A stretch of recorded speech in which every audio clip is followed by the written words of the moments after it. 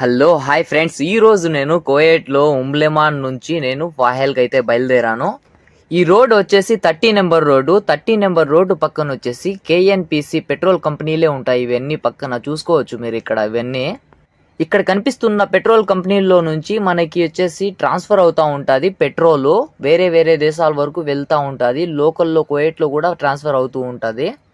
ఈ రోజు నాకైతే డ్యూటీ ఏం పడిందిరా అంటే చైర్ల డ్యూటీ పడింది. చైర్లు వేసుకునేసి బండి అంతా ఫుల్ లోడ్ వేసుకునేసి వెళ్తూ ఉంటే మీకోసం ఒక బ్లాగ్ చేద్దామని చెప్పేసి పెట్రోల్ ఎలా ఇక్కడ కంపెనీలు ఎలా ఉంటాయి అని చెప్పేసి చూపిస్తున్నాను. చూసుకోవచ్చు, అక్కడ కనిపిస్తున్నది కదా, అదే మెయిన్ హెడ్ ఆఫీసు కేఎన్పిసి అని.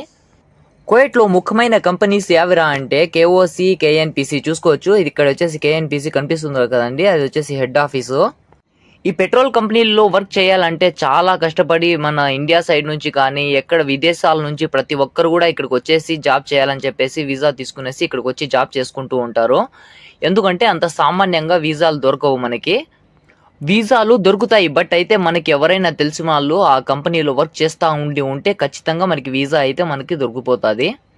ఈ కువైట్ దేశంలో పెట్రోల్ అయితే మనకి చాలా చౌకగా దొరుకుతుంది. ఇక్కడ ఇటు సైడ్ చూసుకుంటే ఎన్ని ట్యాంకులు ఉన్నాయి చూడండి, పెట్రోల్ ట్యాంకులు. ఇక్కడ నుంచి ట్రాన్స్ఫర్ అయ్యేసి ఇక్కడ నుంచి క్రోడ్ అయ్యి మనకి పెట్రోల్ మనకి విదేశాలకు పంపించడం జరుగుతుంది. ఇక్కడ నుంచి ఈ కంపెనీలో వర్క్ చేసే వాళ్ళ టైమింగ్ ఎలా ఉంటుంది అంటే 8 అవర్స్ డ్యూటీ ఉంటుంది ఈ కేఎన్పిసిలో మాత్రము.